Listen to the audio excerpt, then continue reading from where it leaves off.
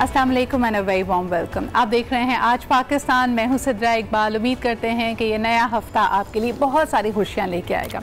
I think we are all kind of struggling with enthusiasm. मुझे लगता है कि अभी ज़रा मोमेंटम में चीज़ें आती हैं तो वो जो हमारी आदत बन गई थी वर्किंग फ्रॉम होम की, घर से काम करने की, लेज़ी होने की, लेज़ी तो नहीं, मुझे लगता है कि एक नया तरीक़ेकार था जिसकी हमें आदत हो गई थी। अब हमें बाहर निकलना और उससे जुड़ी हुई तमाम SOPs और एहतियात एक एडिशनल काम लगने लगा था।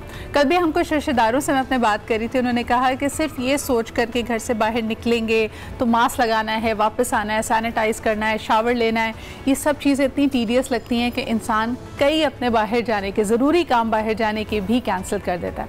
आई थिंक एहतियात करना ज़रूरी है, लेकिन साथ ही साथ हम पैरानॉइड नहीं हो सकते। अहम बात इसमें यह है कि जिस वक्त कोरोना ने पूरे मुल्क के और पूरी दुनिया के बिल्कुल कारोबार को, रोज़मर्रा की ज़िंदगी को मुतासर किया, तो हम उसके लिए ऑफ कोर्स मेंटली तैयार नहीं थे। आनन फानन कई रियासतों ने, हुकूमतों ने स्मार्ट लॉकडाउन या कंप्लीट लॉकडाउन की तरफ गए और ये नंबर अपने आप में इतना डरा देने वाला था। जिस तेज़ी से ये वबा फैल रही थी, जिस तेज़ी से लोग बीमार पड़ रहे थे, हस्पताल में नंबर्स ऊपर जा रहे थे, फिर कुछ लोग जो ज़िंदगी और मौत की कशमकश में रहे लेकिन सेहतयाब हुए, और दूसरी तरफ वो जो जान की बाजी हार गए। ये सब चीज़ें हमारे जहन के लिए, हमारे दिलो दिमाग के लिए इतनी परेशान कुन और इतनी स्ट्रेसफुल थी कि मुझे लगता है हम आज भी इससे मुकम्मल तौर पे निकल नहीं पाए। लेकिन एक होता है ना कि ख़तरा अगर रोज़ रोज़ का हो तो हमें उसकी आदत हो जाती है। बहरहाल जी, अल्लाह ताला के करम से पाकिस्तान में हमने खुसूसी तौर पे देखा कि नंबर्स कंट्रोल में आए। इसकी हिकमत अमली क्या थी, मुख्तलिफ लोगों की मुख्तलिफ आ रहा है। कुछ लोग समझते हैं कि जी स्मार्ट लॉकडाउन में गए तो हमने वो जो एक साइकिल था, एक इसका सर्कल था, वो ब्रेक कर दिया। लेकिन इस वक्त अगर हम देखते हैं तो मजहबी इज्तिमाआत से लेकर पॉलिटिकल रैलीज तक सारी तरह के इज्तिमात हो रहे हैं। फिर उसके अलावा हमने मैरिज हॉल, स्कूल, सब चीज़ें खोल दी, और कई इलाकों में देखा जाए तो लोग एहतियात भी नहीं कर रहे। वज़ीर आज़म इमरान खान साहब ने एक दफ़ा फिर लोगों को तायद की है कि अगर हम SOPs को फॉलो नहीं करते तो आने वाले मौसम सरमा के जो मंथ्स हैं उसमें हम एक दफ़ा फिर इसकी वेव देख सकते हैं। और ख़ास तौर पर अगर कराची के कई इलाकों में देखा जाए तो मैरिज हॉल्स, कई कैफ़ेज़, कई रेस्टोरेंट्स, उनको सील किया गया है। इसको माइक्रो स्मार्ट लॉकडाउन भी कहा जा रहा है। इसमें पॉश इलाकों से लेकर मुतवसत ज़िलों के इलाके तक हम देख सकते हैं कि जो हाई राइज बिल्डिंग्स हैं, इलाके हैं जो ज़्यादा डेंसिटी वाले हैं, उनको सील किया गया है।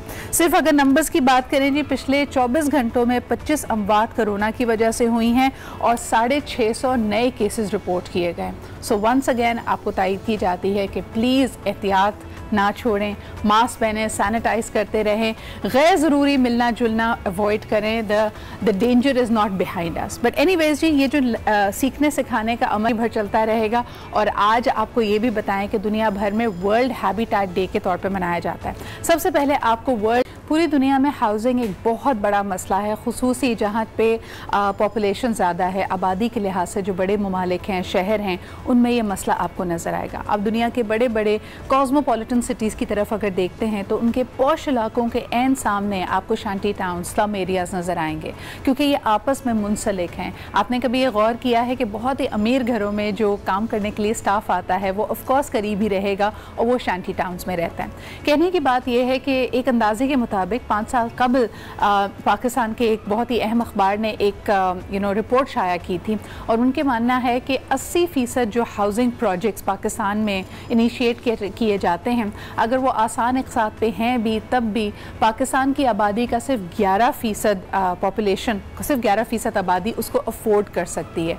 सो दैट मीन्स कि एक अच्छा मुनासिब घर हम में से कई लोगों की पहुंच से बिल्कुल बाहर है। और ख़ास तौर पे इर्द गिर्द अगर आप देखें, मिडिल क्लास भी, अपर मिडिल क्लास भी आजकल आपको ये बात करती हुई नज़र आती है कि अच्छे वक्तों में अगर आपके दादा ने, आपके वालिद साहब ने घर बना लिया तो बना लिया। आज एक नौकरी पेशा सैलरीड आदमी के लिए घर बनाना बहुत मुश्किल है, और इसमें बड़े वैरीड आपको इशूज़ मिलेंगे। हैबिटेट के भी तो बात करते हैं कि छोटे छोटे घर आपके लिए मुश्किल होते हैं, यानी वो जो इंसानी हुकूक की पामाली करते हैं, आपकी सेहत के लिए, आपकी अफजाइश के लिए बिल्कुल ही नामुनासिब होते हैं। लेकिन ऑन दी अदर हैंड अपना घर होना, प्रॉपर घर होना, वो भी एक बहुत बड़ा मसला है।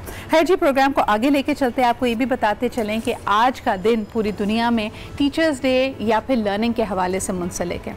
हमारी ज़िंदगी में हमें बड़े बड़े ऐसे लोग मिलते हैं जो हमें बहुत कुछ सिखा कर जाते हैं, कभी टफ़ लेसन्स देते हैं, कभी प्यार से समझाते हैं, लेकिन ऐसे लोगों का जो एक छाप आपकी ज़िंदगी पे होती है हमेशा के लिए होती है। सो आज वर्ल्ड टीचर्स डे के हवाले से सबसे पहले आपको ये रिपोर्ट दिखाते हैं और उसके बाद हम बात करेंगे अली मोइन नवाजिश से, जिन्होंने ऑफ कोर्स एक रिकॉर्ड कायम किया पूरी दुनिया में ए लेवल्स के रिजल्ट्स को लेके, the highest number of age.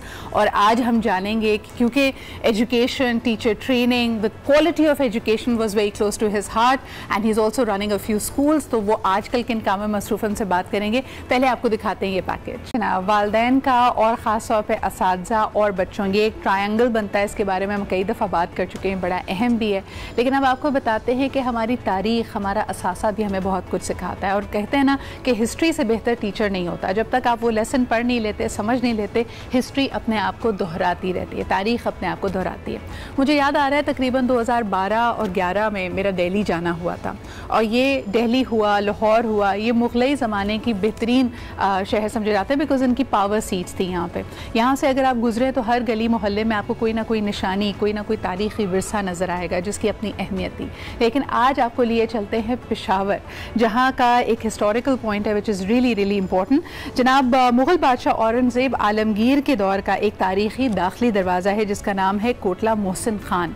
और यहाँ से कहा जाता है कि जितने काफ़िले थे, चाहे आप उसको ट्रेडर्स के काफ़िले कहें, हमला आवरों के कहें, बड़ी बड़ी दास्तानें ये दरवाज़ा आपको सिखाता है और सुनाता है। आइए देखते हैं इसके ऊपर एक रिपोर्ट और फिर वापस आते हैं। पेशावर के इलाके क्या हुआ है नहीं है वाक़े तारीखी दरवाजा कोटला मोहसिन खान, जो है मुगल दौर के फन तामीर का बेहतरीन शाहकार। छोटी ईंट के दर दीवार और इन पर नक्शो निगार उस दौर की दास्तान सुनाते नजर आते हैं।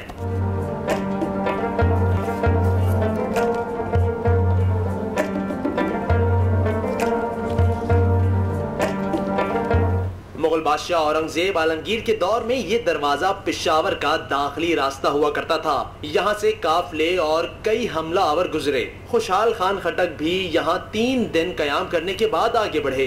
कोई काफिला जो जा रहा था, कभी अवनसान से या कोई नीचे अटक से कोई जा रहा था, काफिला जा रहा था, मगर ये कोई चौकी था इसके ज़माने में, इसका पूरा चौकी था ये ज़माने। कोई इसके साथ घर मर कोई जगह मगर नहीं था। बड़ों से सुनाया था कि खुशा खान खटे इसमें 3 दिन गुजारी, 3 रात, फिर उसने बंद कर दी और घोड़े पे चला गया हिंद को। सूबाई हुकूमत की जानिब से दरवाजे को तारीखी विरसा तो करार दे दिया गया, लेकिन मुनासिब देखभाल न होने पर अहले इलाका शिकवा कुना है। पेशावर का तारीख है, तारीखी दरवाज़ा है और इस दरवाजे को ठीक करना चाहिए। और हम हुकूमत से मुतालबा करते हैं कि बाहर से लोग आए, इसको दुनिया में मुतारिफ करे। तारीखी दरवाजे की तामीर और मरम्मत से न सिर्फ तारीखी विरसे को बचाया जा सकता है, बल्कि ये मुकाम सयाहों की तवज्जो का मरकज भी बन सकता है। जी जनाब, तो आपने देखा कि ये तारीख़ी विरसा हमारे लिए अहम भी है। लेकिन मैं सोच रही थी कि क्या ज़माना हुआ करता होगा, चाहे आप रोमन्स की हिस्ट्री पढ़ें, बाकी मुग़लिया दौर की पढ़ें, जितनी रियासतें बर सग़ीर में थी उनके बारे में करें। शान और शौकत की और आपके ताकतवर होने की निशानी थी कि आपके किले कितने मजबूत हैं, आपके शहर के दाखिली दरवाजे कितने मजबूत हैं। और वहाँ पर जिस तरह कहा जाता है कि एक फ़ौज खड़ी है लेकिन वो मस्मार हो जाती थी, उसको मौका नहीं मिलता था अंदर आने का, क्योंकि आपका दिफा इतना मजबूत था। गोए वक्त की बात है, लेकिन आज जब हम 5G वॉर की जिक्र करते हैं तो मीडिया से लेके सोशल मीडिया और जो गैजेट्स जिस पे हम इतने ज़्यादा एडिक्टेड हैं, कुछ भी महफूज नहीं है। So now defence and war means a totally different thing all together, but it's good to reminiscence. आप पुराने वक्त को याद करके ज़रा नॉस्टैल्जिक हो सकते हैं, क्योंकि उसमें भी बड़ी अहम हमारे पास चीज़ें थी जो हम सीख सकते हैं। बहरहाल जी, एक छोटा सा ब्रेक लेते हैं, वापस आएंगे तो जहाँ हमने 5G वॉर की बात की, मैं आपको बताती चलूँ कि इकोनॉमिक वॉर भी बड़ी रियल है। आपने किताब पढ़ी होगी, बड़ी अहम किताबें इस मौजू पे लिखी गई हैं, इकोनॉमिक हिटमैन, कि किस तरह कर्जे से जकड़ कर मार्केट्स को कंट्रोल करके किसी भी कौम को, किसी भी मुल्क को अपने ज़ेर असर लिया जा सकता है। आपको बताते चलें कि दुनिया की ताकतवर तरीन रियासत अमेरिका के हवाले से ये बात है कि उनके यहाँ भी अगर डेमोक्रेटिक सेटअप में, उनके लीडर्स में कोई भी रद्दोबदल आता है, ट्रांजिशन आती है गवर्नमेंट की, और ख़ास तौर पर हाल ही में प्रेसिडेंट ट्रंप को डायग्नोस होने वाला कोविड-19, उसने किस तरह मार्केट्स को असरअंदाज किया है और वर्ल्ड ट्रेड पर उसका क्या असर पड़ा है, इस पर बात करते हैं एक छोटे से ब्रेक के बाद।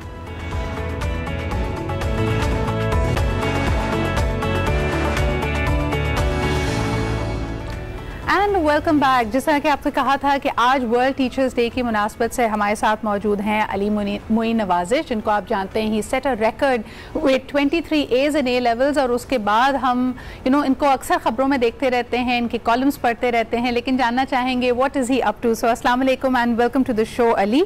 इसके अलावा आपको बताते चलें कि हमारे साथ मौजूद हैं मुजम्मिल असलम, जिनका तकरीबन 15 साल का एक्सपीरियंस है इकोनॉमिक्स और मईशत से रिलेटेड रिसर्च के ऊपर और business development, financial capital markets. इसके अलावा आप चेयरमैन और चीफ एग्जीक्यूटिव ऑफिसर हैं at an invest in finance security. बहुत बहुत शुक्रिया मुजम्मिल आपके भी यहाँ मौजूद होने का। अली, गुफ्तगू का आगाज आपसे करना चाहूंगी। Please tell people what have you been up to, और ख़ास तौर पे आपकी तरह जो माशाल्लाह हमारे ब्रिलियंट एकेडमिशियंस होते हैं, बच्चे जो बड़ा अच्छा परफॉर्म करते हैं अपने A लेवल्स में, इंटरमीडिएट में, उसके बाद उनके लिए क्या क्या राहें खुलती है। तो please update us, what have you been up to since setting that record. Thank you so much for having me. Mainly, though, I've been up to working in the media. I worked with Pakistan's biggest media group काफी अर्से तक, और अभी मैंने I think थोड़ा सा connectivity issue, we are going to come back to Ali shortly. So media में काम किया, कॉलम चलाया, मुझे ये भी पता चला है कि he had adopted a school और set up a quality institution for children जो बहुत ज़्यादा पैसे देकर आला तालीम या महंगी तालीम अफोर्ड नहीं कर सकते थे। तो Ali, we are going to connect with you shortly. हम अभी कोशिश कर रहे हैं मुजम्मिल से भी कनेक्ट करने के लिए, we are having a little bit of a connectivity issue. लेकिन जो सब्जेक्ट मैंने मुजम्मिल के साथ डिस्कस करना था, जैसे ही किसी मुल्क के सरबराह की आजकल कोविड-19 के पॉजिटिव होने की खबर आती है, उसका एक गहरा असर पड़ता है उस मुल्क की सियासत पर भी, उस मुल्क के रवैयों पर भी, और ख़ास तौर पे उसकी मार्केट पे। हमने ये देखा था बोरिस जॉनसन को जब यूके में उनको कोविड हुआ, फिर इसके अलावा जस्टिन ट्रूडो की वाइफ कनाडा में भी सौ के उनको भी कोविड की अजियत से गुजरना पड़ा। और अब हाल ही में हम देखते हैं कि the first lady and the president of the US दोनों को कोविड-19 पॉजिटिव उनको तशखीस किया गया है। आपको बताते चलें कि 2 रोज़ कबल इसका एक गहरा असर देखने में आया तीनों ही मार्केट्स में, यानी डाउ जोन्स में, S&P 500 और नैस्डैक, इन तीनों हमने देखा कि मार्केट मंदी पे रही। लेकिन पिछले 2 रोज़ में आहिस्ता आहिस्ता इसमें कुछ तब्दीली आई है। आपको ये भी बताते चलें कि कांग्रेस बात कर रहा है कि एयरलाइंस का जो इम्पैक्ट है वो सबसे ज़्यादा है। यहाँ पे यूनाइटेड एयर से लेके अमेरिकन एयरलाइंस तक कहा जा रहा था तकरीबन 30,000 जॉब्स ख़त्म होने को हैं। ये बड़ा ही अहम बात होती, और अब इससे निकलने की कोशिश की जा रही है। तारीख़ी तौर पे अगर देखा जाए कि जब जब अमेरिका की मईशत मुश्किल में आई है, और ख़ास तौर पे जिस तरह इस वक्त प्रेसिडेंट ट्रंप का एक रवैया है, जिन्होंने कहा कि जी स्मूथ ट्रांजिशन ऑफ पावर नहीं होने दूंगा, ये खौफ है, ये इनसिक्योरिटी है, ये क्या है, इस पर हम मज़ीद भी बात करना चाहेंगे। आप इसके बारे में क्या राय रखते हैं, मुझे ट्विटर पर ज़रूर बताइए। अभी हमारे साथ अली का रब्ता हो गया है जो कि टेलीफोन लाइन पे हमारे साथ मौजूद हैं, तो गुफ्तगू उनसे दोबारा वहीं से जोड़ते हैं। जी अली, तो आप हमें बता रहे थे कि what have you been up to. जी, sorry for the internet issues, technology के ये बड़े मसाइल होते हैं। मैं आजकल अपनी पढ़ाई जो है वो उसका इख्तिताम काफी भरना शुरू किया है। I am doing my PhD finally. सही। तो आजकल मैं वापस एकेडमिया में आया। अली, किन सब्जेक्ट्स में PhD परस्यू कर रहे हैं, क्या पढ़ाई कर रहे हैं आजकल? मैं कम्युनिकेशंस एंड जर्नलिज्म, क्योंकि मैं मीडिया में काम करता रहा हूँ फॉर द पास्ट 10 years। तो उसके बाद फिर यही नेचुरल चॉइस थी। अच्छा, मुझे ये बताएं कि अक्सर ये तस्वुर किया जाता है कि जो बच्चे ब्रिलियंट होते हैं या अर्ली एजेस में ब्रिलियंस शो करते हैं, यानी हिस्टोरिकली कितने लोगों पे रिसर्च की गई है, उनको प्रोफेशनल लाइफ में मुश्किलात का सामना ज़्यादा करना पड़ता है। कहीं ना कहीं एक डिस्कनेक्ट होता है between their idealism and what is happening practically. क्या कभी आपने ये महसूस किया?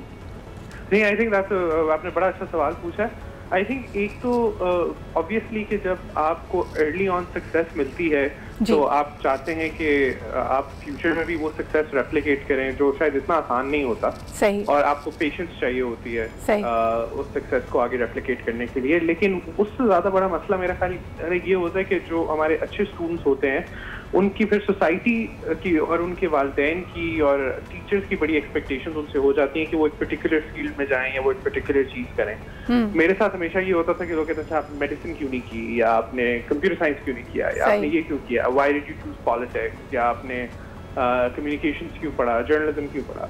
तो आई थिंक एक सबसे बड़ा जो मैं कहूँगा कि कोई भी स्टूडेंट हो, अच्छा हो बुरा हो, उसको ये अपॉर्चुनिटी दें कि वो अपने पैशंस को फॉलो करे, अपने इंटरेस्ट को फॉलो करे, क्योंकि जब तक आप जो काम करते हैं उसके बारे में आप पैशनेट नहीं होंगे, आप इंटरेस्टेड नहीं होंगे, तो ऑब्वियसली आप उसको ना अच्छी तरह कर सकेंगे और ना आपकी अपनी क्वालिटी ऑफ लाइफ अच्छी। बिल्कुल, बहुत बहुत शुक्रिया Ali. I wish you all the best in what you are pursuing. और इंशाल्लाह ताला जिस तरह हम कहते हैं कि इस वक्त जो बच्चे स्कूल में हैं, ग्रेड स्कूल में, मैं बार बार लोगों को ये याद दिलाती हूँ ताकि टीचर्स को भी ये याद रहे, स्टूडेंट्स को भी और पेरेंट्स को भी, कि 60% उनमें से ऐसी जॉब्स में, ऐसे प्रोफेशंस में जाएंगे जो अभी तक इन्वेंट नहीं हुए हैं। तो टेक इट ईजी, चिल करें और जो उसकी अपनी क्रिएटिविटी है, सेंस ऑफ ह्यूमर है, इन सारी क्वालिटीज़ को ख़त्म ना होने दें।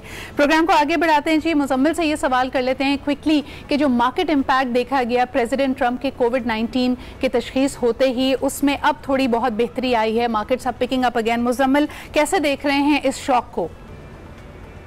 देखें, ये जो प्रेसिडेंट ट्रंप थे, he was the source of global stock markets. जब पिछले सालों में ऑयल की प्राइसेस नीचे जाती थी तो वो ट्वीट कर देते थे। तो ही वेरी, जैसे कहते हैं, sensitive to global stock market. जब कोविड हुआ तो कोविड के बाद भी जो है ना, ही वर्क वेरी हार्ड और बहुत ज्यादा जो है ट्वीट्स करते थे कि जी बस ये वैक्सीन आ गई, वो वैक्सीन आ गई, इफ यू रिमेम्बर।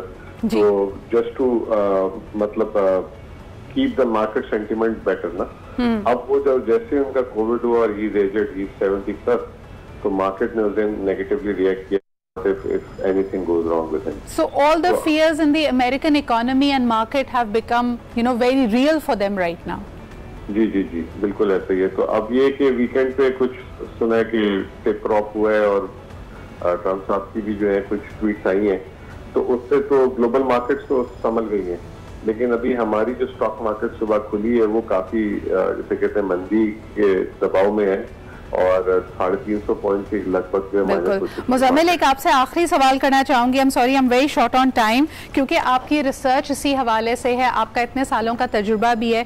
मुझे ये बताइएगा कि इस वक्त लोग कह रहे हैं, I was at a dinner recently and I was having a word with doctor Shamshad Akhtar, the former governor of state bank of Pakistan. उन्होंने कहा कि कोविड से बड़ा खतरा जो पूरी दुनिया के लिए इस वक्त मंडला रहा है वो है ग्लोबल डेट, बिकॉज हर कंपनी ने, यानी हर मुल्क ने, हर रियासत ने कोशिश की है रिलीफ देने की।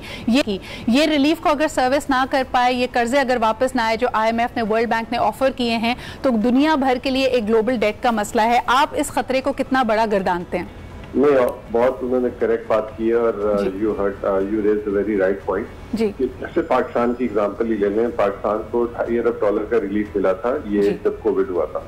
अब ये $2.5 अरब हमें अगले साल अदा करने हैं, उसके ऊपर जो हमने अगले साल और अदा करने हैं, तो ये पाकिस्तान के लिए एक बहुत बड़ा इश्यू हो जाएगा। तो इसी तरह पाकिस्तान के अलावा ग्लोबल इकोनॉमीज के लिए भी हो जाएगा। प्लस अगर आप देखें स्टेट बैंक की रिपोर्ट उठाएं तो स्टेट बैंक ने भी ये कहा कि 600 अरब रुपए के लोन स्टेट बैंक ने जो रिलीफ दिया था उसमें रीशेड्यूल है, लोगों को 1 साल का रिलीफ दे दिया, यानी कि ये पैसे अगले साल लोगों को उतारने होंगे। तो ये जब प्रेशर वापस आएगा जब डेट रीपेमेंट का, तो इकोनॉमीज में लिक्विडिटी का भी बहुत इशू होगा और डिमांड का भी इशू होगा। तो ये एक सीरियसली वो, और अभी तक डिमांड और एक्चुअल कंजम्पशन पिकअप नहीं कर रही है। ये जो रिलीफ दिया गया, अगर ये कहें तो गलत नहीं होगा मुजम्मिल कि हम ये सब खा पी के हजम कर चुके हैं, इससे कोई रियल ना फैक्ट्रीज लगी हैं ना पैशत का पहिया चला है। So it is a real danger. Thank you so much. हम इंशाल्लाह ताला इस इशू को डिटेल में दोबारा भी उठाएंगे। आपकी बहुत शुक्रिया। एक छोटा सा ब्रेक लेते हैं, वापस आएंगे तो ज़रा देखेंगे कि पाकिस्तान की सियासत में एक दफ़ा फिर एथनिक कार्ड और लसानियत ने सर उठाया है, इसकी क्या वजह है, इस पर बात करते हैं एक छोटे से ब्रेक के बाद।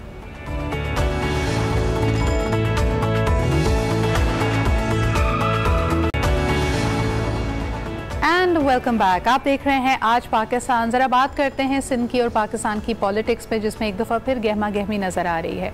अपोजिशन ने जिस तरह ऑल पार्टीज़ कॉन्फ्रेंस बुलाई और उसमें जो प्रोटेस्ट थी और फिर हुकूमती नुमाइंदेगान का जो उस पर एक तज्जिया था, जो रिएक्शन था, वो आपके सामने था। इस वीकेंड पे ख़ास तौर पे हमने देखा कि मुराद सईद से लेके शहबाज गिल साहब ने बड़ी धुआंधार तकारीर और प्रेस कॉन्फ्रेंसेस की, यानी सारी बातें बड़ी खुल के बयान की। और ख़ास तौर पर नज़र में आई बार बार आने वाली ये रिपोर्ट कि क्या वाकई साबिक वज़ीर आज़म नवाज शरीफ साहब में भारत की तरफ से कोई सरमायाकारी या इन्वेस्टमेंट थी।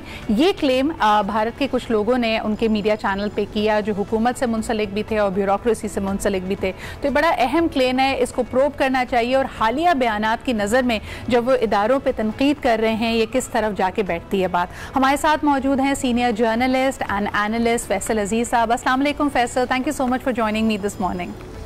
अस्सलाम वालेकुम। वालेकुम अस्सलाम। फैसल, किस तरह देखते हैं शहबाज गिल साहब की प्रेस कॉन्फ्रेंस को, मुराद सईद साहब को, और ख़ास तौर पे हमने फयाजुल हसन चौहान साहब की भी बात सुनी कि वो जो सिलेक्टेड का नारा लगाते हैं वो दरअसल खुद रिजेक्टेड और निगलेक्टेड हैं। किस तरह देख रहे हैं आप इस बयान को? देखिए, बयान का तो मामला ये है कि दोनों साइड पर दोनों जमातों के पास तर्जुमान की एक बड़ी टीम है और उनके कायदीन दोनों को हिदायत कर रहे हैं कि एग्रेसिवली जवाब दिया जाए जी। तो अब अगर हम देखें, पीटीआई के पास भी एक पूरी टीम है और वो भरपूर जवाब दे रही है और ऐसे ऐसे जवाब दे रही है जिसकी लॉजिक नहीं है, लेकिन जाहिर है मुस्लिम लीग नून को इरिटेट करने वाली सूरत हाल है। यही सूरत हाल मुस्लिम लीग नून की जानिब भी है। फैक्ट्स इसमें बहुत चंद नजर आएंगे, लेकिन एक दूसरे को उलझाना, परेशान करना, उनके लोगों को, उनके वोटर्स को परेशान करना भी ये वाली जंग जारी। ठीक है फैसल, ये जो पीएमएल शीन का बार बार जिक्र हो रहा है, हमें याद है कि एक ऐसा बयान शहबाज शरीफ साहब ने दिया था जो काफी उनको तनकीद का उसकी वजह से निशाना बनना पड़ा था, जब वो एक दफा तालिबान को तनबीह कर रहे थे कि पंजाब से निकल जाएं। अब उनकी गिरफ्तारी पे एक दफा फिर पंजाब कार्ड को इस्तेमाल किया जा रहा है। कैसे देखते हैं इस बयान को?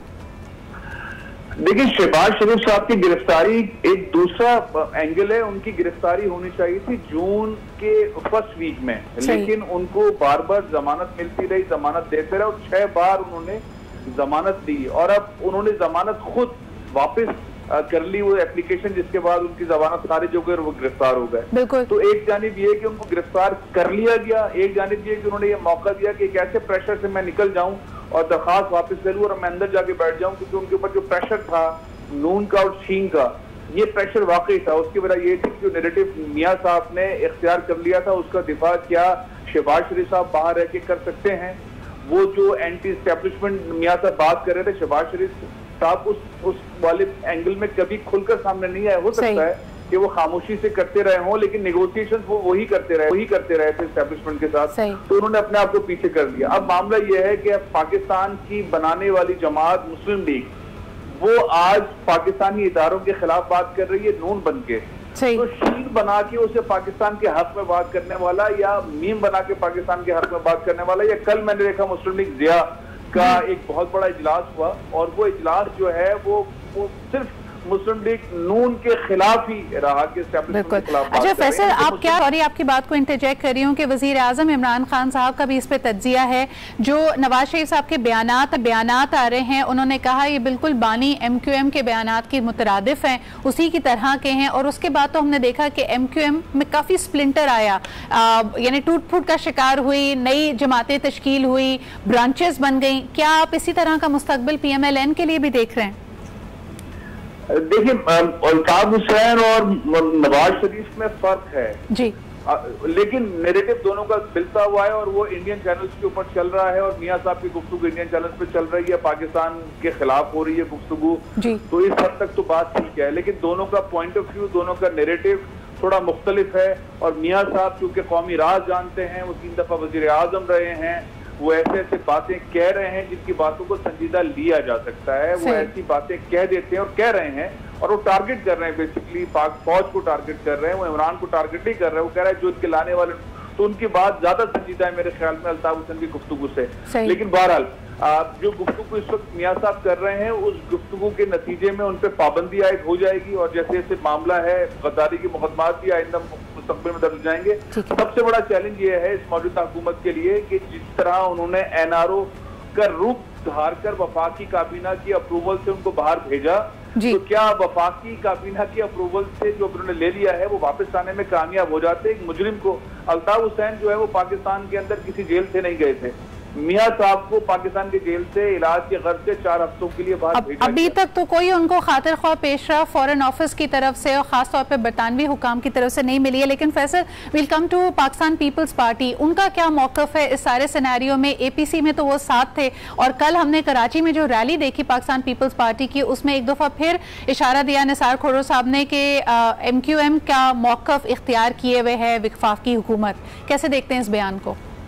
देखिए, पीपल्स पार्टी बहुत बुरी तरह फंसी हुई है। एक तो पीपल्स पार्टी हुकूमत में है, मुस्लिम लीग नून हुकूमत में नहीं है, मुस्लिम मौलाना फजलुर रहमान हुकूमत में नहीं है, तो उनका एक सूबे के अंदर हुकूमत में है, वो एहतजाज कर रहे हैं वफाक में और वो एक ऐसा स्पेस लेना चाहते हैं जिसमें जरदारी साहब को भी स्पेस मिले, फरियाल ताहिरपुर साहिबा को भी स्पेस मिले, और जो उनके कायदीन है जिनके खिलाफ नैब केसेस हैं वो एक डायलॉग के अंदर रहें और एहतजाज भी करते रहें। वो मौलाना के पीछे छुप गए, मौलाना आगे हैं वो पीछे, और एक ऐसे पॉइंट पर वो पीछे जाके छुप गए कि वफाक में एहतजाज भी जारी रहे, पीटीआई के साथ भी रहे, लेकिन लड़ाई भी नहीं हो। यहाँ पे 11 और हुकूमत भी रहे, सिंध हुकूमत को भी कोई नुकसान ना हो, उनको भी नुकसान ना हो। तो वो एक नेगोशिएशन, मफाहमत की नेगोशिएशन के अंदर है पाकिस्तान पीपल्स पार्टी। लेकिन इस सारे सिनेरियो में फैसल पे कराची की डेवलपमेंट, ट्रांसफॉर्मेशन, वो जो अरबों का बजट दिया जा रहा था उसका क्या होगा? अब यही सबसे बड़ा सवाल है कि पिछले 12.5 साल के अंदर पाकिस्तान पीपल्स पार्टी ने 10,000 अरब से ज्यादा पैसे खर्च कर दिए हैं सिंध पर, इंक्लूडिंग कराची, और वो पैसे नजर नहीं आ रहे हैं। सही। वो पैसे कहाँ हैं? और जो एमक्यूएम बात कर रही है कि आपने 3.5 लाख नौकरियां दी हैं और जाली डोमिसाइल बना के नौकरियां दी हैं और यूनिवर्सिटीज बनाई और हैदराबाद में अब यूनिवर्सिटी नहीं बना रहे हैं, तो वो हमारे साथ इस्तेहसाल हो रहा है। तो एमक्यूएम भी अपनी जगह पे कुछ चीजों पे ठीक है, लेकिन ये जो लिसानियत वाली मामला एमक्यूएम ने उठाया है, मेरा ख्याल है अपनी बात को संजीदा करने के लिए, ताकि लोग नोटिस लें, इदारे नोटिस लें और कराची के मसले को ठीक करने के लिए कुछ सिनेरियो हो। दूसरा, वो आइन का सहारा लेते हैं कि सूबे बनने चाहिए। जब हजारा सूबे की बात हो रही है, जब बल्तिस्तान की बात हो रही है और सूबों की बात हो रही है, वाई नॉट कराची? तो ये चीजें जज्बाती हैं, सिंध के अंदर उस तरह से नहीं ली जाती, लेकिन बहरहाल एमक्यूएम इस वक्त प्रेशर बिल्डअप कर रही है ताकि लोग नोटिस लें, इदारे नोटिस लें। अब देखना ये है कि क्या एमक्यूएम इतनी मुस्तहकम और इतनी ताकतवर है कि उनके इस बातों को सीरियसली लिया जाएगा। They are definitely building a pressure. फिर साथ साथ जो आपसी हम देख रहे हैं कि इख्तिलाफात है। बहुत शुक्रिया फैसल हमारे साथ मौजूद होने का। इसके बारे में मजीद अपडेट्स भी हम अपने नाते रहेंगे। अभी लेते एक छोटा सा break. Will come back with a very interesting topic about shortcuts, so stay with us.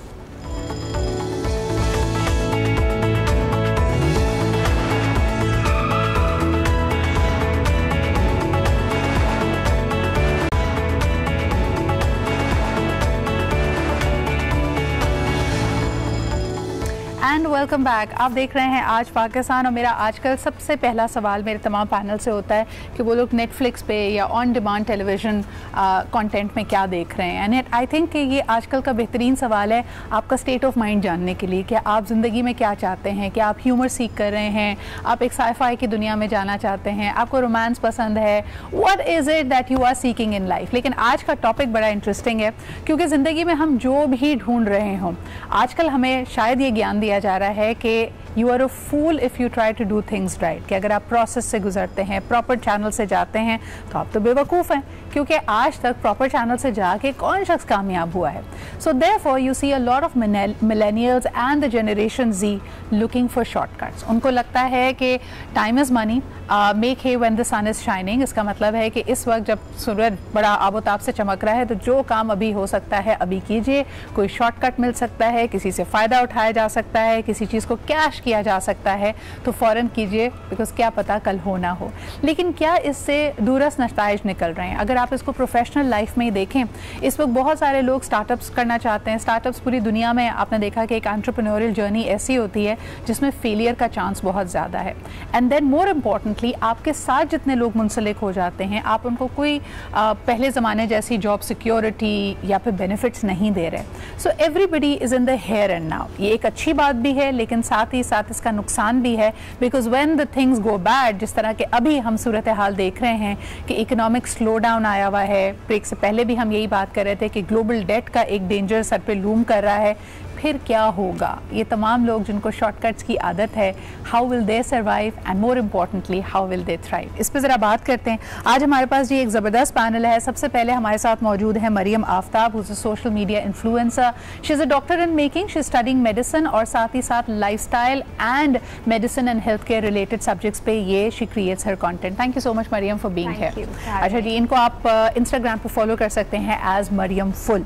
फिर we have of course, because this is relating to our life and work integration, तो लोगों का रवैया, ऑर्गेनाइजेशंस का रवैया किस तरह बदल रहा है, what is more important to them. हमारे साथ मौजूद हैं director training and solutions and also consultant doctor Arif Pyar Ali. क्या हाल है Arif? I am good, how are you? Good to see you.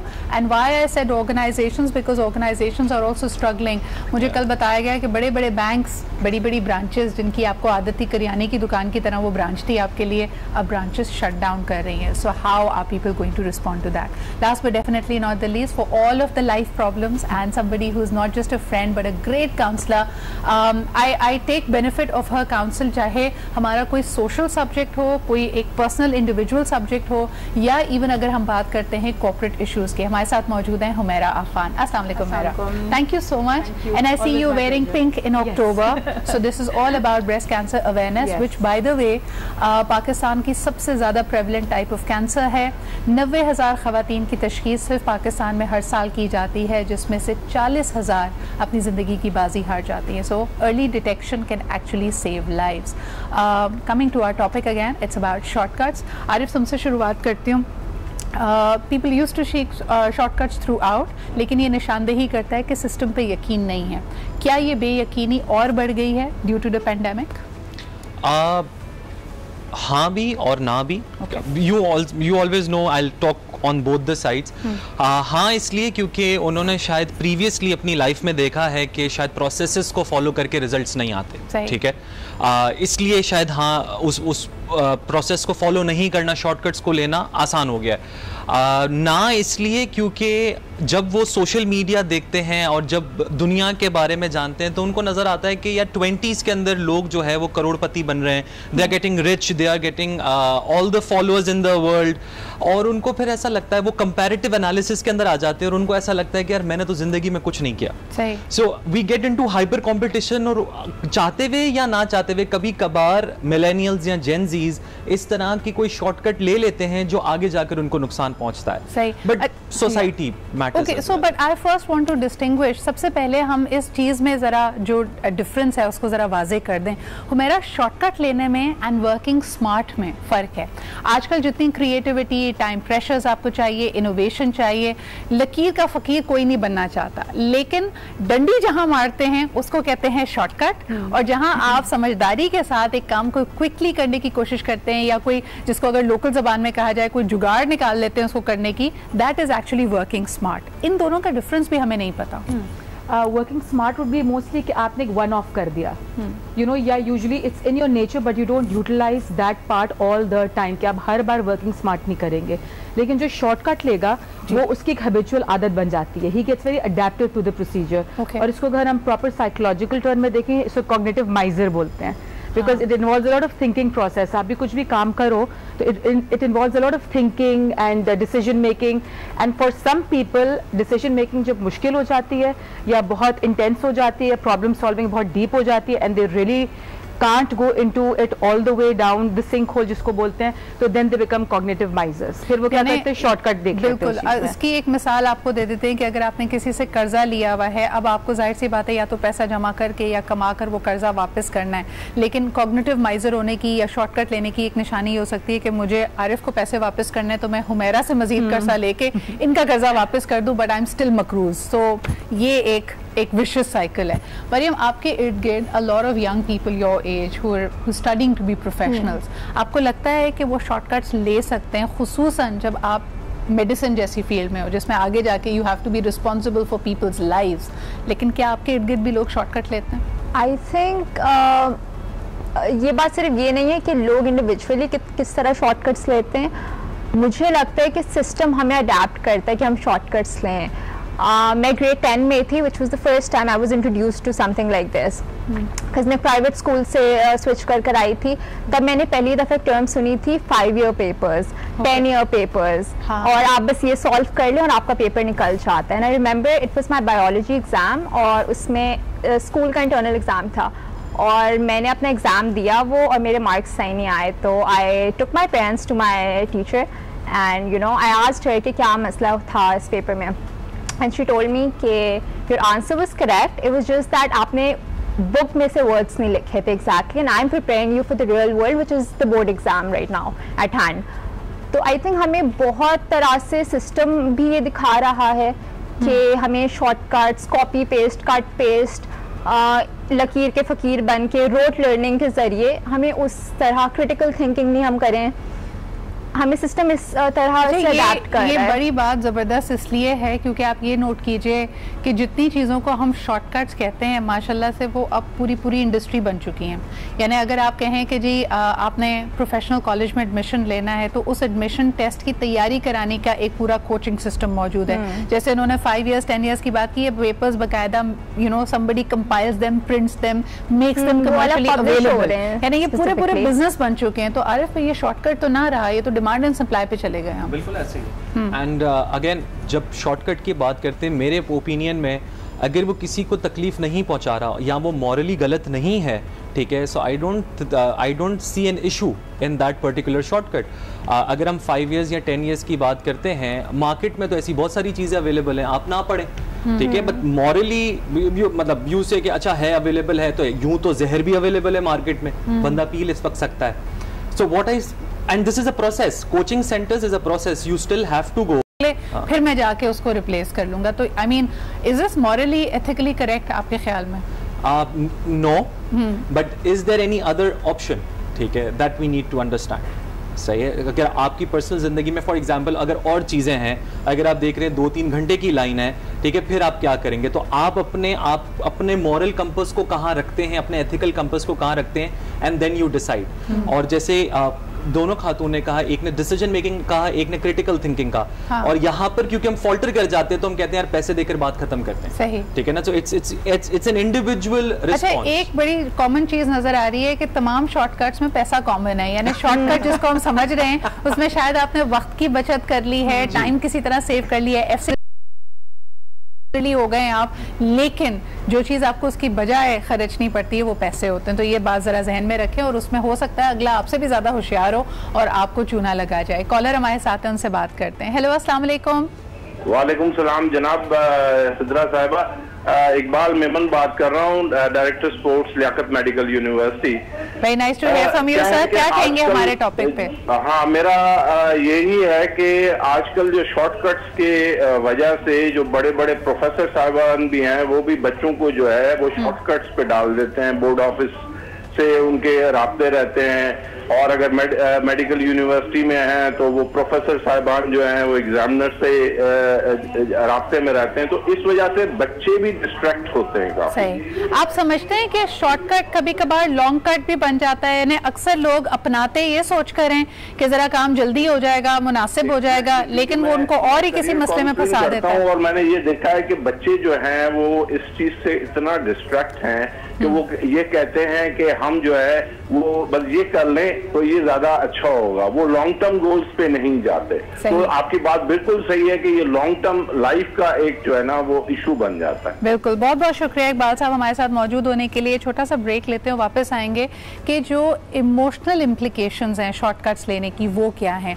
और ख़ास तौर पे रिश्तों में, रिलेशनशिप्स में, इंटरपर्सनल आपकी जो डीलिंग्स हैं उसके अंदर अगर आप शॉर्टकट्स लें, कुछ लोग जैसे कहते हैं ना the less you know the better it is, वो कितना पायदार अमल है या नहीं, इस पर बात करते एक छोटे से ब्रेक के बाद।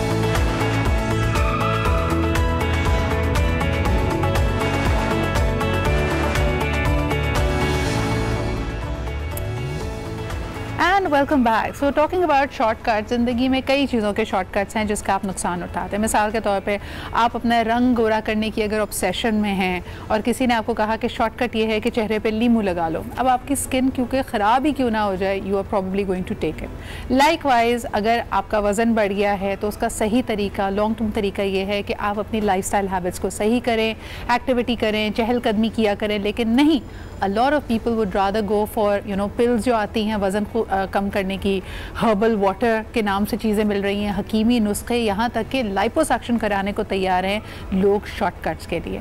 Now that's a phenomena I want to probe more, because इसमें इमोशनल एंगल क्या है, इमोशनल ग्रेटिफिकेशन कैसे होती है, क्या कहेंगी Maryam? Because this is also your field, a lot of young people are looking for shortcuts like that कि वजन ज़्यादा है, फ़ौरन कम करना है, I don't have 3-4 months, I need immediate transformation. What is that pointing you towards?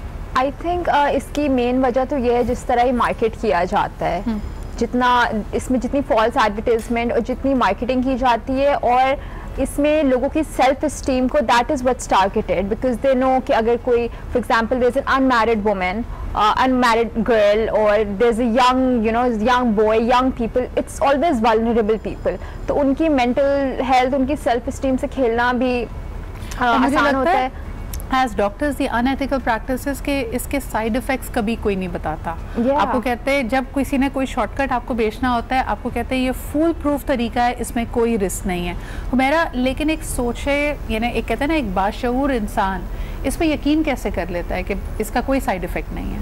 अच्छा, interestingly Sidra, अभी जितनी सारी बात हो रही है, 2 things that keep coming up for us as therapists, because बहुत से लोग आते हैं और काउंसलिंग के लिए और कहते हैं कि पिल दे दें, शॉर्टकट, ठीक है, गोली दे दें, हैप्पीनेस पिल्स दे दें, हैप्पीनेस पिल्स हो, डिप्रेशन पिल्स हो। अब I don't give pills because I am not a psychiatrist. What we follow is the process कि ठीक है आपको शायद 4, 6, 8 सेशन लगे, लेकिन you will reach eventually where you want to be.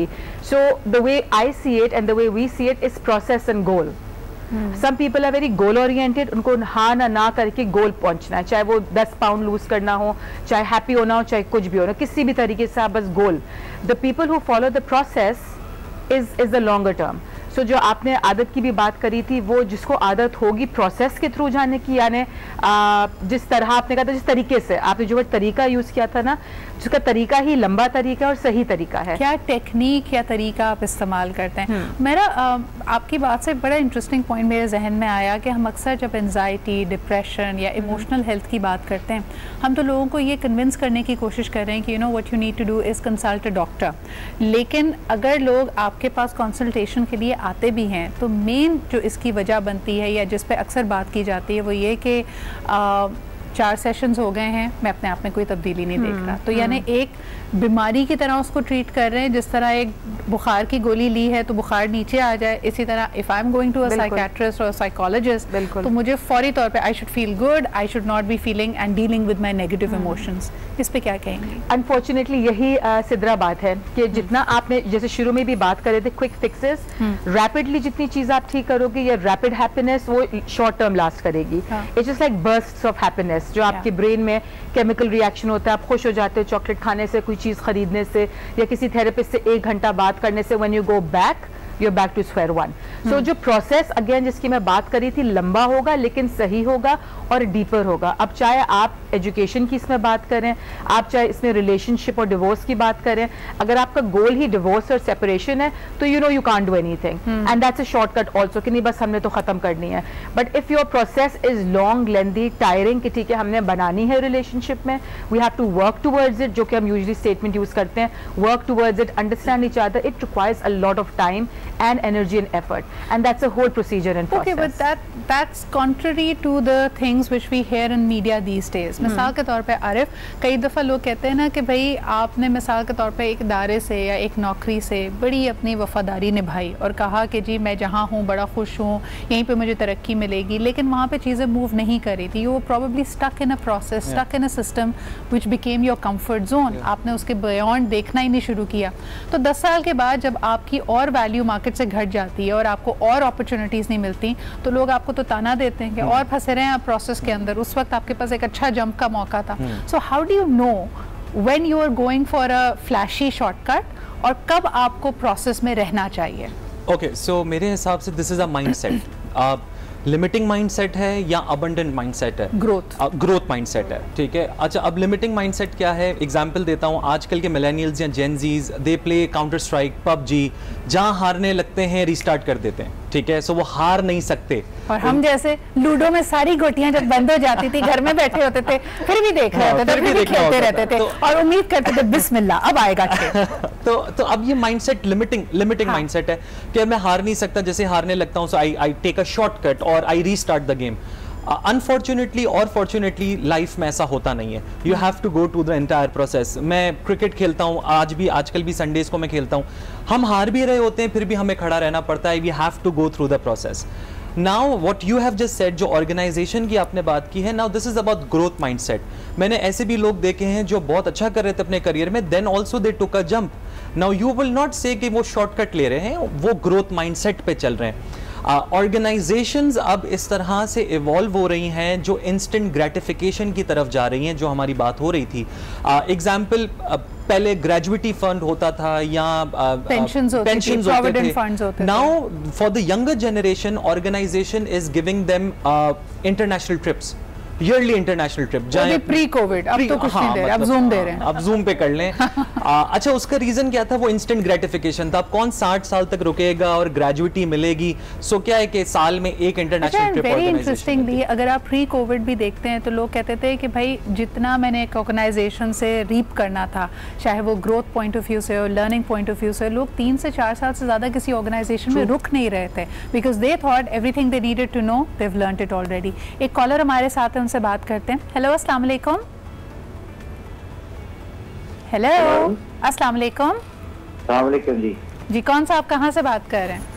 मैं जी अब्बास बुखारी बोल रहा हूँ लाहौर से। जी, क्या कहना चाहेंगे? बस ये मैंने सजेशन देनी है कि असातिज़ा कराम को भी वहाँ बुलाया करें प्रोग्राम में। जी जी, जो उस्ताद हैं, प्रोफेसर हैं, दूसरे हजरात हैं, उनको बुलाया करें। बहुत शुक्रिया आपकी सजेशन का। इंशाल्लाह ताला we will try and get people. अभी आपके सामने सिचुएशन है, अभी तो अल्लाह अल्लाह करके हमारे मेहमानों को हमने वापस स्टूडियो बुलाना शुरू किया है, बिकॉज कोविड SOPs को हम फॉलो कर रहे हैं। बट नॉनदलेस जी, thank you for that suggestion. वापस आते हैं एक छोटे से ब्रेक के बाद, पूछेंगे कि शॉर्टकट्स का जब बैकफायर होता है, और ख़ास तौर पर आजकल के ज़माने में, मैं कहूँगी शॉर्टकट नहीं भी, लेकिन सेटबैक्स के बाद क्या इंसान ज़्यादा कोशिश करता है शॉर्टकट्स की तरफ जाने की? मिसाल के तौर पर आपने जमा पूंजी लगा के कोई कारोबार शुरू किया था जो कोविड की वजह से, बारिशों की वजह से बुरी तरह इफेक्ट हो गया, क्या इसके बाद दोबारा कारोबार को खड़ा करने के लिए आप शॉर्टकट लगाना चाहेंगे? Is that the prevalent thought? इस पे बात करेंगे एक छोटे से ब्रेक के बाद।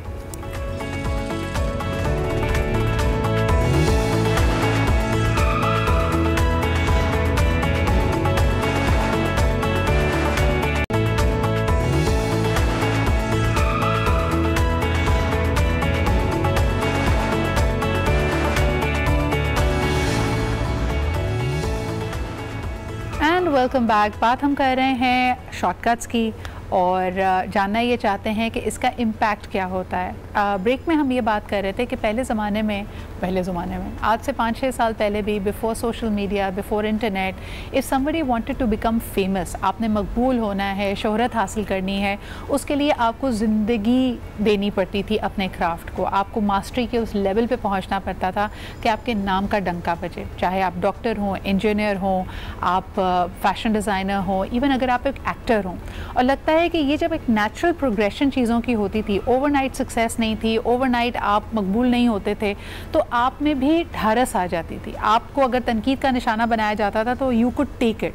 But unfortunately right now when young people get overnight following, overnight success, overnight बहुत सारा पैसा, then perhaps you are more prone to taking shortcuts and क्या ये वाकई शॉर्टकट है या ज़िंदगी की पेस बहुत तेज़ हो गई है? ये जानने की कोशिश करते हैं। Maryam, what do you think?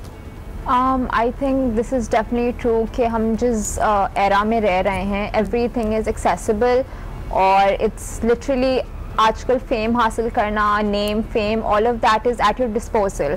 You're one video away from getting viral, getting all the fame.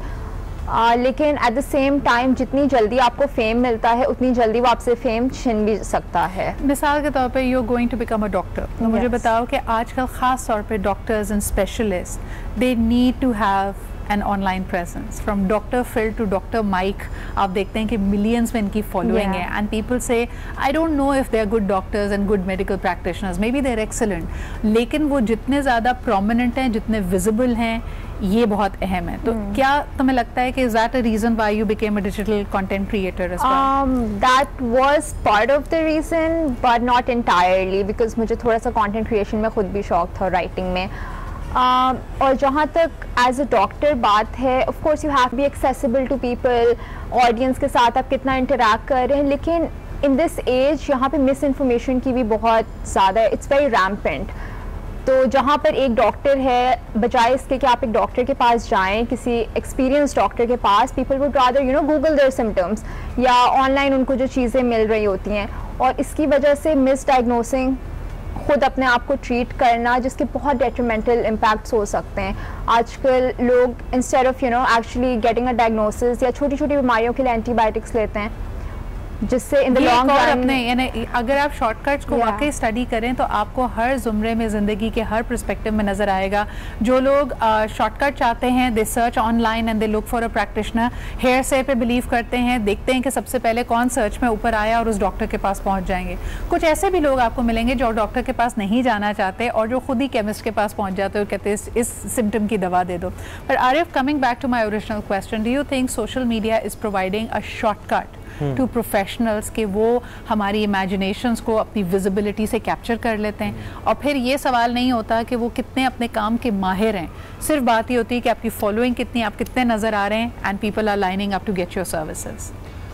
Initially yes, ठीक है, it provides a shortcut, but again shortcut in a good sense. I suppose as a businessman और as a consultant I would love to be prominent और marketed in sort of way, but आप उसकी sustainability कितनी हो सकती है वो आपकी एक्सपर्टीज या आपके कंटेंट पे डिपेंड करता है। And I think so that's nothing wrong. Again बहुत सारे लोग अपनी वेबसाइट्स को प्रमोट करने के लिए SEO सर्च इंजन ऑप्टिमाइजेशन करते हैं, they spend a lot of money to get sponsored and stuff, people follow, but is the following sustaining? That depends कि वो बंदा एक्सपर्टीज कितना रखता है। सेकेंडली हम कहीं ना कहीं हमारे दिमाग में या हमारे कल्चर में ये बात है कि प्रोसेस को फॉलो करोगे तो लंबा टाइम लगेगा, शॉर्टकट इज वेल। लेकिन फिर देखें शॉर्टकट, अगर मैं थोड़ा सा इसको सियासत से जोड़ूँ, मेरा अभी कहा जा रहा है कि पिछले 12.5 साल में Sindh government, the Pakistan Peoples Party government, उसने तकरीबन 10,000 अरब रुपए सिंध में और कराची में खर्च कर दिए, जो हम कहीं नहीं देख पा रहे हैं। लेकिन कहीं ना कहीं कुछ लोगों का ख्याल ये है कि इलेक्शंस भी एक शॉर्टकट हैं, पैसा खर्चेंगे, जिस तरह बिल्कुल सोशल मीडिया पे फॉलोअर्स मिल जाते हैं उसी तरह सक्सेस मिल जाएगी, कॉन्स्टिट्यूएंसीज मिल जाएंगी, वोट मिल जाएंगे। इस शॉर्टकट का मिनहसुल कौम हम नुकसान उठा रहे हैं, क्या कहेंगी? शॉर्टकट का तो नुकसान सर्टन केसेस में होगा भी, सर्टन केसेस में नहीं भी होगा। सो और एंड आई फील इसमें थोड़ा सा लक भी प्ले करती है। I strongly believe in that. Sometimes you get lucky with it, sometimes you really luck is not by your side, कहते हैं ना वो पार्ट। लेकिन आई थिंक पॉलिटिकल टाइम के ऊपर अगर आप देखो शॉर्टकट और पैसे खर्च करने वाली बात, this is a shortcut which shows even if you taking, जैसे सड़कें बना देते हैं हमारे यहाँ, ठीक है, शॉर्टकट करके खाली ऊपर से 2 लेयर डाल दी और आपने रोड बना दी, लेकिन पहली बारिश में और उसके बाद वो फौरन। अच्छा, और मुझे रिप्रेजेंटेशन है हमारी गवर्नमेंट की। Give tips to you know, ये मुझे लगता है कि एक बहुत बड़ा जनरेशनल गैप का भी मसला है हुमैरा, कि यंग लोग या जो टीनेजर्स घर में हैं वो अपने वालिदैन को हमेशा कह रहे होते हैं कि आप तो पुराने वक्त की बात करते हैं, आप प्रोसेस की बात कर रहे हैं, life is very fast. How can the parents guide अपने बच्चों को कि वो इतने शॉर्टकट प्रोन ना हो, बल्कि they put in the hard work into their patience? I am glad you brought this up because अभी ये लोग भी जब मीडिया की बात कर रहे थे, you know what's happening nowadays, people, kids, adults, everybody सिर्फ हेडलाइन पढ़ लेते हैं, कोई न्यूज फीड हो and they know what's inside, rather than opening up that article, reading what's written, because ऊपर से तो it might be very interesting कि you know, let's say clickbait भी होता है, वो बड़ी sensational करके बनाया जाता है। Absolutely. So till the time you don't read the whole thing, you decide कि you know इस headline में और main news में फर्क है। So when you encourage your children not to go by the headline, by what's written, you see at first glance, बहुत उससे फर्क पड़ता है। जब आप main news पढ़ते हैं, उसमें चीजें बहुत different किस्म की होती हैं। That's where you can sit and talk about it. आप खाली 2 लाइन की headline पढ़ के you can't sit and have a conversation with somebody. Add meat to your content. अगर आपने वाकई एक deep conversation करनी है, meaningful चीज करनी है, I think parents need to encourage reading and conversations. एक caller हमारे साथ है, उनसे बात करते हैं। Hello, अस्सलाम वालेकुम। हेलो हेलो, अस्सलाम वालेकुम, कौन साहिबा बात कर रही हैं? वालेकुम सलाम, मैं सायरा बात कर रही हूँ जेलम से। जी, क्या कहना चाहेंगी सायरा? मैं अपने हस्बैंड के मुताल्लिक बात करना चाहती थी। शॉर्टकट से रिलेटेड बताइए। यहाँ पे मुफ्ती साहब नहीं बैठे जो मसाइल का हल बता रहे हैं? नहीं जी, यहाँ पे मुफ्ती साहब नहीं बैठे, हम शॉर्टकट्स की बात कर रहे हैं, but thank you so much for that call. जी, जब हम शॉर्टकट्स की बात करें, प्रोसेसेस की बात करें, that's where technology has boomed like anything.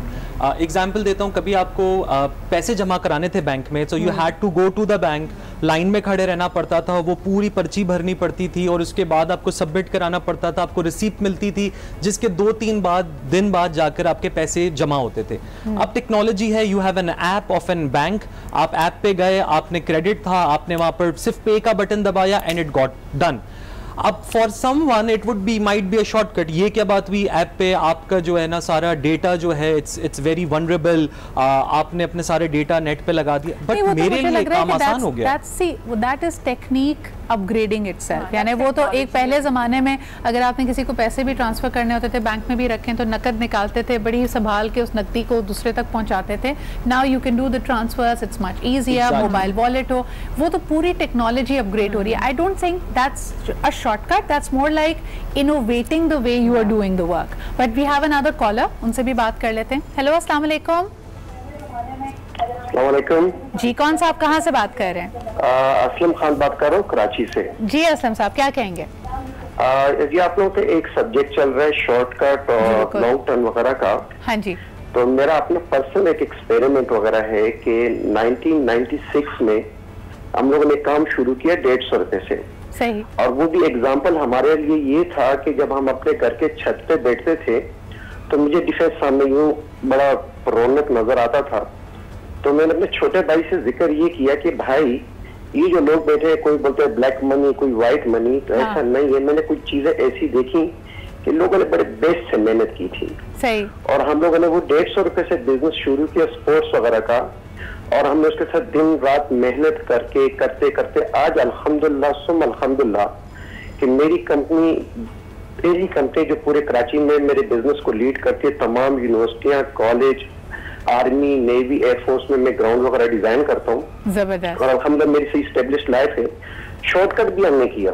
सही। कि हमारे मार्बल की हम लोगों ने किया क्योंकि एक तजर्बा, एक एक्सपीरियंस पब्लिक उसका हो गया था, उसमें भी किया। अल्हम्दुलिल्लाह आज हमारी एक मार्बल का भी काम है। तो मेरी सबसे गुजारिश है कि जो आजकल जो लोगों का ज़हन बना हुआ है कि वो कहते हैं कि पैसा हो तो बिजनेस होगा, लेकिन मेरे जो यकीन है कि पैसा नहीं, मेहनत और ईमानदारी होगी। बहुत शुक्रिया। I think it's a perfect message, क्योंकि अक्सर लोग ये कहते हैं कि परफेक्ट सर्कमस्टांसेस हों, अगर आपके पास रिसोर्सेज भी हो, सपोर्ट भी हो, सारी चीज़ें हों, अनलिमिटेड वसाइल आपको दिए तो मैं बहुत कामयाब हो सकता हूँ। उस तरह तो मेरे ख्याल में 90% लोग कामयाब हो जाएंगे। लेकिन आपकी अकल, आपकी समझदारी इसमें है कि जब आप मुश्किलात में और कम वसाइल में भी अपना अगर रास्ता बना सकें, उसके लिए बड़ा ज़रूरी है जो आज की हमारी सारी गुफ्तगू थी कि शॉर्टकट और समझदार, अक्लमंद, इनोवेटिव रास्ते, इसमें फ़र्क होता है। उसमें आप एक इनोवेटिव तरीके से कोई रास्ता निकाल रहे हैं, हो सकता है वो वक्त कम ले रहा है, लेकिन वो इमोरल नहीं है, वो अनएथिकल नहीं है, तो आप उसको शॉर्टकट नहीं कहेंगे। बहुत शुक्रिया Humaira, Arif and Maryam for being here with us. बड़ा मज़ा आया आपसे गुफ्तगू करके। कल आपके सामने फिर हाजिर होंगे एक और टॉपिक के साथ। अपना ख्याल रखें। खुदा हाफिज़।